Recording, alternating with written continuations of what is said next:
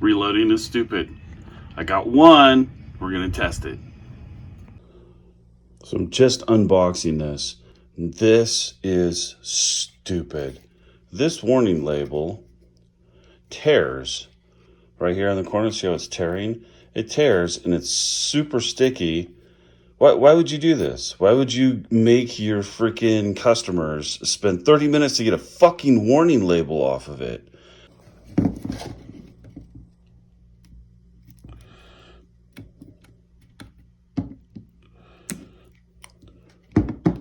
Why?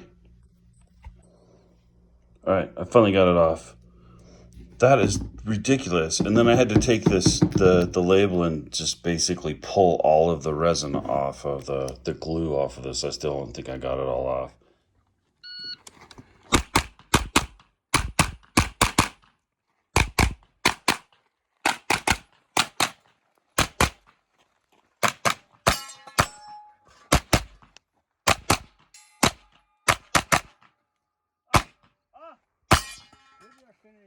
So clear. I didn't hit shit on that zebra, didn't I? you hit plenty of zebra. God damn. It's finished. I'm so clear. Clear hammer down. Flag. Hell yeah. Let's look at some weights. This is the rack for this ammunition I have over here. I'm going to put it on here and zero it out. Now, let's take these 50 rounds. I'll spill them everywhere. Okay.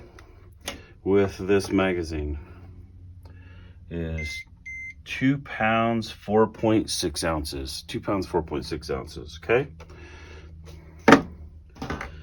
so let's take 10 of these out. So we're at minus 10 again, and this is a 40 round magazine with an extension on it. Let's see what this weighs.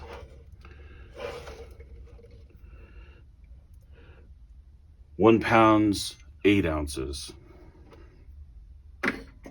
So this one is a 37 round mag. So let's take 3 more out. Let it zero or minus 1.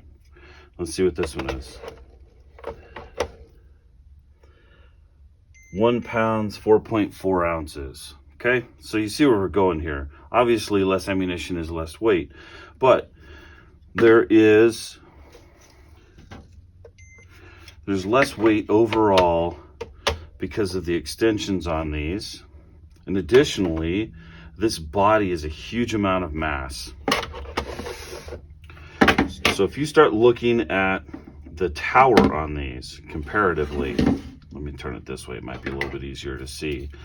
In comparison to where the weight is being distributed, this one is clearly coming down lower, but where is all of that weight actually happening at? This is a double stack magazine, and so it's evenly distributed all the way down. This is a single tower, so when this loads, right, these don't double stack normal. Okay, you see, there's single stacking in here. So you don't get a whole lot of ammunition here. All of the ammunition ends up into this spiral down here. So all of your weight gets pushed down into this magazine, okay? Same thing on this one. This one, even less so, but still double stack magazine. So you end up with this huge amount of weight right about here in comparison to the balance on this one being higher up. So yes, this is giving you more ammunition, but at the cost of mass swinging on the bottom of the gun. And this is what I found when I shot this. When I was doing transitions and when I was controlling the recoil with this magazine, my dot was not sitting flat or just moving up and down. Okay, I wasn't seeing my dot this way. Okay, it was swirling, and the gun was doing this, and that's really tough to survive over, to recover from. So as I'm transitioning, I could see the gun wobble, right? So let me take the ammo out of this. Okay, so it's empty, right? So as this goes in, okay, you can see you've got a lot more weight down here now, and it's all in this bulbous mass. So as this is transitioning, it would cause the gun to wobble like this. And it was really difficult for me to recover visually and hit what I was aiming at doing that, because it's something that doesn't have a dead blow. When a dead blow, it goes boom and then it dies. This wants to work as a pendulum, and it just keeps going back and forth because this is a nice circular round item with the weight on there. So it's just rocking back and forth. Versus these, which still want to do that, but the mass is so much less that I physically can feel how much little the gun wants to pendulum swing back and forth doing this. So it made a significant difference on how fast I could recover transitionally and from shot to shot during my splits, and my hits were totally different. Yeah, so my hits are way better. That's 2. Alpha Chaw 2. It's just tossing alphas. So I think I got 2 alpha on the swinger for the first time. Yeah, 2 alpha. Yep, 2 alpha. And all the rest were alphas. All the rest are alphas.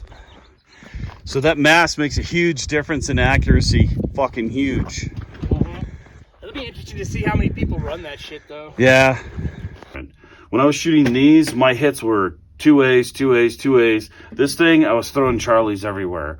And yeah, I can make Charlies all on my own. I don't need something to help me with that. With that said, this thing ran 100%. When finding a drum magazine that physically will run 100% reliable has been 0% in the gun arena up until the Magpul drum mags. So my personal feelings on this is not a bad product. As a matter of fact, I think it's a very reliable product. And because it's a reliable product, it does have its place out there in the shooting arena. For competition, I don't believe that's where it's at.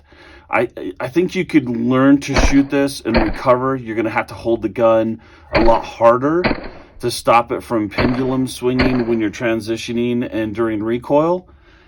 But which is kind of it's a losing proposition when you can do something like this, and it'll clearly stop those problems from happening. I'm sure somebody out there will use these and be like, yep, they're just fine. I don't have any problem with them. Well, they're probably holding the gun extremely hard and not shooting as fast as some of the other shooters. So I don't know that it's necessarily a quality product for competitive shooters. In the USPSA game, there might be some other games that the extra ammunition versus the lack of control when you're transitioning is beneficial. For example, if you're using it for longer distance type stages. But home defense use, 100% reliable. Okay? I would load this up and use it for home defense use. That's a huge statement in my world. I have access to any magazine and extension that I want. Okay? Yes, I absolutely would use one of these Magpul drum mags and a PCC for home defense. Would not stop me at all. It's that reliable. But it's heavy, and that's a lot of weight swinging around on the bottom of the gun. For a competitive shooter, I don't think that they're very beneficial there. I think that these are still a better product for that.